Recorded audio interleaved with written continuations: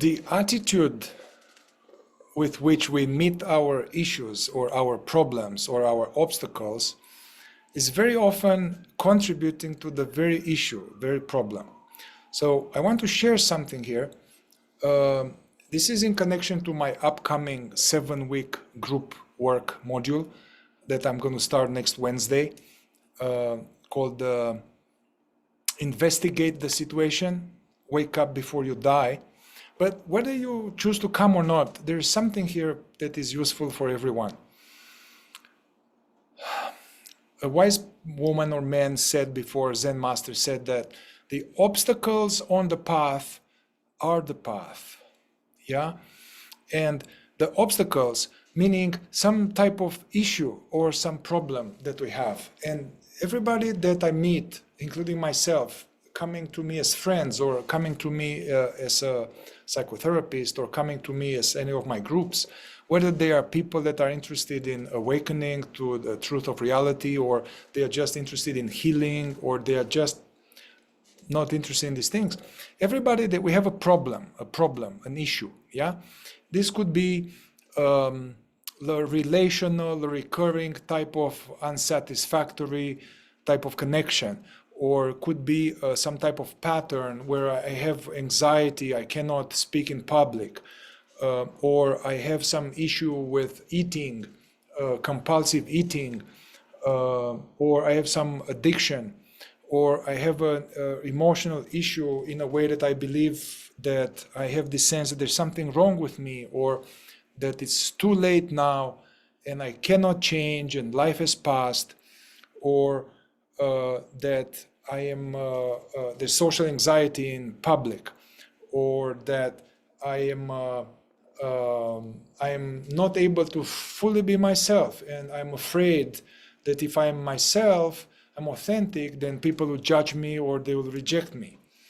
Or I have things are going well, but I still have these attacks from like some trauma attack, and where I'm shaking, or I'm having nightmares, or I'm getting swamped by some attack of pain body that is connected to a lifetime of abuse, or I cannot, I have a wonderful relationship, but it's hard to be vulnerable, and then it becomes flat and things like that. So all of these are just the human issues, situations, and basically what is important to realize, and a way to solve them, so to say, to transcend them. It is very possible to do that, but we need to have right knowledge and right understanding and right practices in order to unpack this issue and transcend them. But it's very important first to realize, as I said before, that it's not that, oh, if I only were not to have this issue, my life will be good and this or that. Actually, the way towards a better life, the way towards more healed, is actually this issue, this suffering shows me. They say, it's another wise saying, that suffering or some issue or some problem, especially it's recurring or chronic, God or nature is showing me where I'm stuck. Yeah. So that's what I'm going to tackle in this upcoming 7-week group module. I'm going to have everybody hone into an area, a sector of their life, whatever it is, where we are stuck and there is suffering and some looping in some way. Yeah.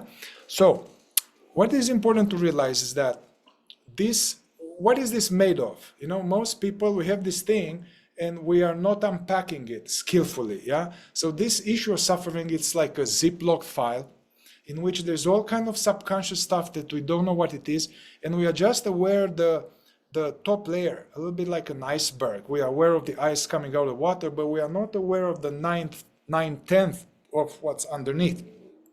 And so what's underneath?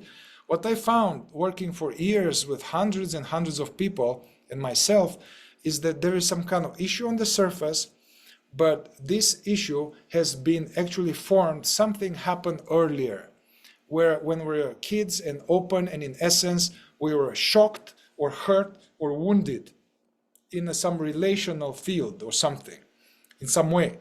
Our environment was wounding or shocking, or some relationship was too much or not enough or something happened, you know, to everybody. And then now we form this kind of shock, there's some trauma. Then after that, there comes this additional layer of that, hey, there's a new meaning, a certain meaning is being made, like, oh, it's not safe, or I am bad, there's something wrong with me, I can't be myself, I'm not worthy, like women are not safe, men are not safe, love is not safe. Yeah, so either something like that happened, the shock, then there's a meaning. This meaning will later become, as we grow up, will become a subconscious belief about myself, as a sense of identity. I am all of this deficiency story, I'm not good enough, I'm worthy, I'm unlovable, I'm not safe, various things. And now on top of that, this belief becomes also embedded in the body and its feelings and thoughts. So this becomes like a filter. And then as we believe this as being a lie, because truly we are a child of the divine, truly we are this being, there's absolutely nothing wrong with us. However, we have this wounded and then programming, and then we adapted. Since I believe that it's not safe, or I believe that it's not safe to be vulnerable, or I'm bad, then I'm adapting as being, trying to be really good, or trying to hide, or I'm adapting in some way to deal with this suffering from the point of view of the child.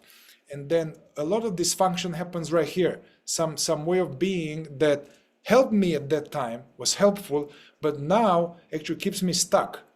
Like when I was a kid, maybe I felt alone, so then I'll eat a lot of pizza, but now this is grown, and then there's a lot of pizza eating all the time, then this creates a lot of issues on top, physically, emotionally, psychologically.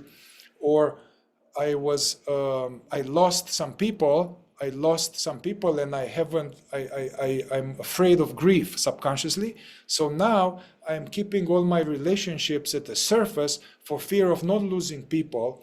And then I'm creating these patterns of kind of partial relationship or such things like that.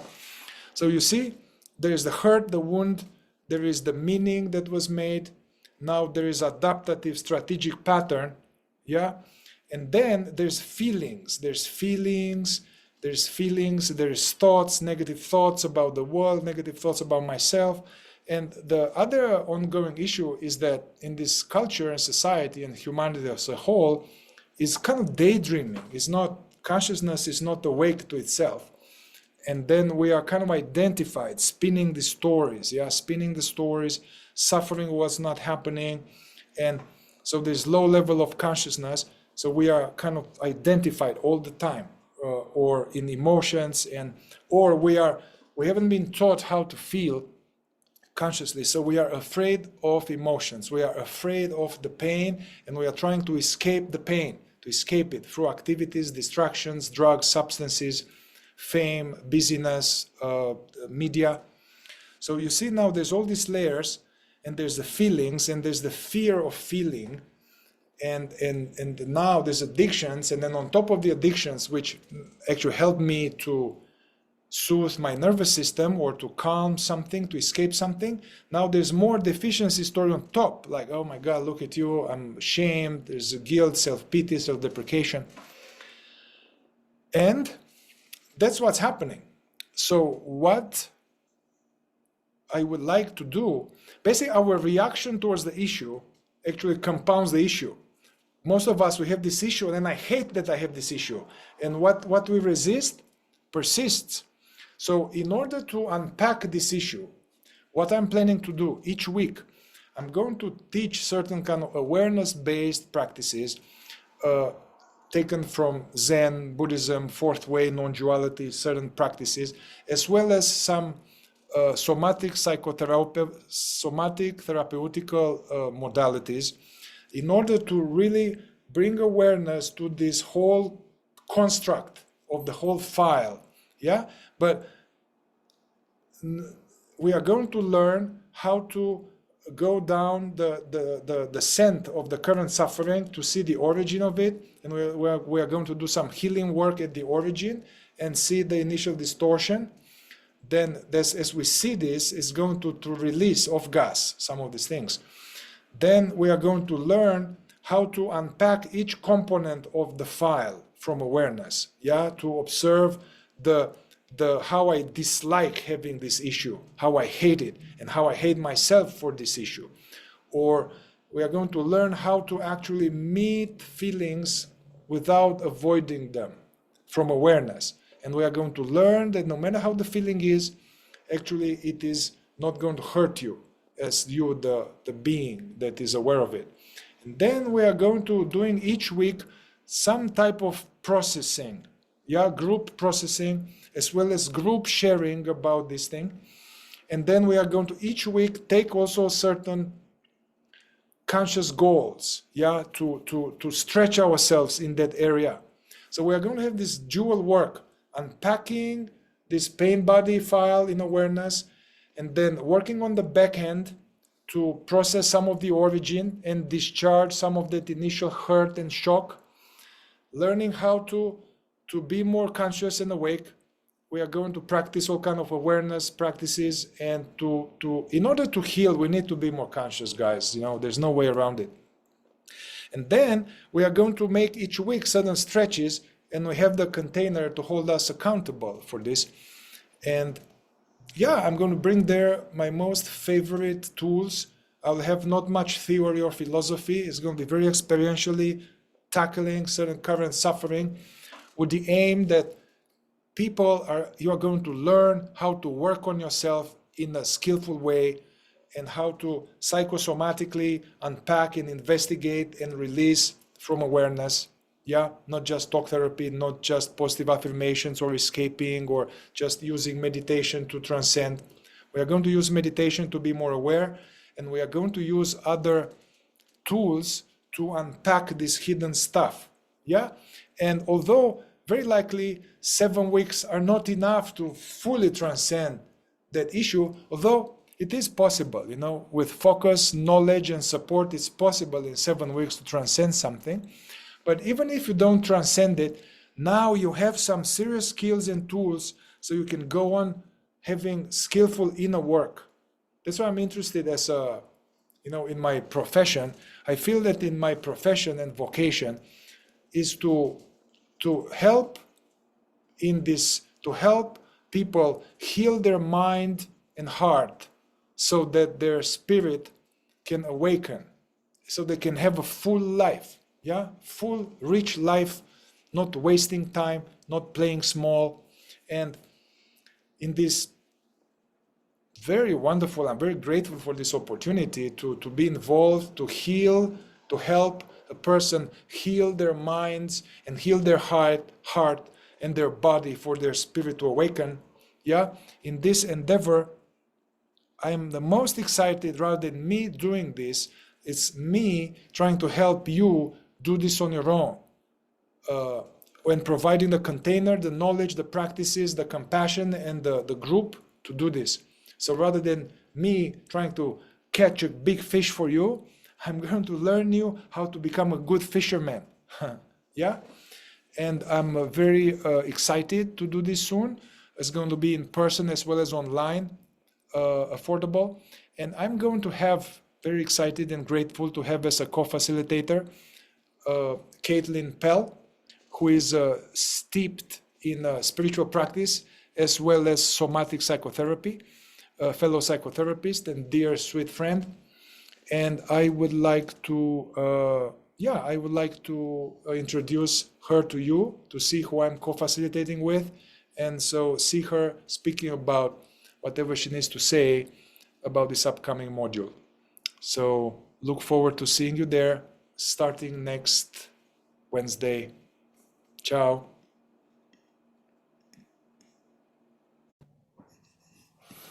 Hi, welcome everyone, and welcome Caitlin.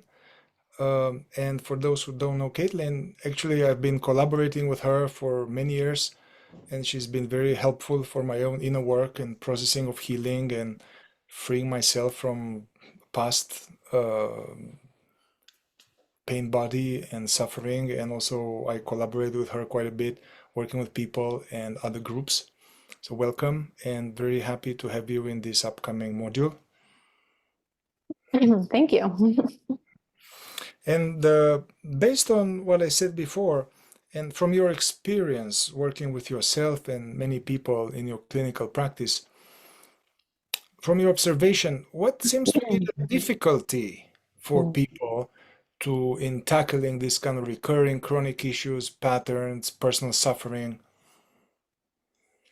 Yeah, that's a great question. So, based on what you've already shared, right, that the seeming problem or obstacle is a result or a symptom of a lot of subconscious material, right? Thoughts, avoided feeling, trauma, what have you. So from that perspective, when we go to kind of explore the basement, so to speak, or to go into the subconscious and to start bringing the understanding to the drivers of the obstacle or the problem, that's where I find the difficulty arises, because all of that material has been avoided for a reason. It's uncomfortable, it's painful, it's challenging to feel. It kind of feels like a don't go there zone, right? So there's a lot of resistance. So I think the greatest difficulty that the people I work with, or at least the very first difficulty, is that resistance to going there, and yeah, seeing what it is they've been believing and feeling what it is they haven't wanted to feel. So how do you kind of go about helping them navigate this kind of hot potato in a way that is manageable so they gain more confidence in their ability to face this? How do I go about that? Yeah. Um, it's funny, I just thought of this Bill Murray movie where Bill Murray plays this character. He has OCD and he starts going to therapy, and the therapist tells him baby steps. Yeah, just baby steps. So every step he's taking, getting on the bus, locking the baby steps, baby steps. And it's so true, right? You have to take really small incremental steps down the basement into the subconscious. So I'm usually starting by just seeing what it is we've been believing about ourselves, right? These false negative ways that we see ourselves, the stories of deficiency. So I almost always start on that level of what's going on psychologically. And that's usually a little bit easier for people to digest. And even just that tends to release emotion, right? Just seeing that. And once that's unpacked, then we can kind of go through the next door into the realm of feeling and the avoided emotions. And again, it's just those baby steps. So I kind of guide people into bringing that up, and then create this container together where, we hold it with a loving presence or a loving awareness, and yeah, learn how to kind of let it slowly begin releasing itself. And then the system kind of recognizes that it feels good. It actually feels, even though it's uncomfortable and maybe I'm sad or maybe I'm angry, it feels, the release of it feels really good. The system likes it. So once you get a taste for that, it gets easier and easier to bring up the deeper, darker material. Yeah. And what is the role that you find, or what's the role of awareness or mindfulness in kind of facing these so-called skeletons? And especially we are both very deeply dedicated to these awareness-based modalities, not just talk therapy. Yeah. What's the role of that, and how do you help people strengthen that? Mm. Well, the role of it is primary, right? So the mind or the ego is not going to fix itself. So in order to take an honest look at what's in the subconscious world, you have to be looking from awareness. And in fact, there's no other way to look but to look from a clear awareness that's not identified or still reproducing certain stories. So yeah, awareness, presence. I mentioned earlier, like awareness it's loving awareness, right? So it's not just that there's this thing that's looking and perceiving, but that thing is also loving. Yeah. So it's yeah, absolutely essential that we do this work from like there, grounded in that, because it's actually the healing vehicle. The awareness or the presence, the loving presence is what does the healing, because it's the only thing that can hold the pain and the hurt and the trauma. Yeah, thank you. Yeah, completely. Obviously, we are on the same page. And yes, everyone. So see details below here, the timing, the logistics, the Zoom link, the address, how to sign up, and do it soon. And yeah, look forward to meeting all and have Caitlin as a powerful supporting force, balancing force. I can do much more having a ally there, and we can do breaking the group in small groups or doing much more more holding power for all of those skeletons or potatoes. All Yeah. right. Thank you, Caitlin. Yeah, you're welcome.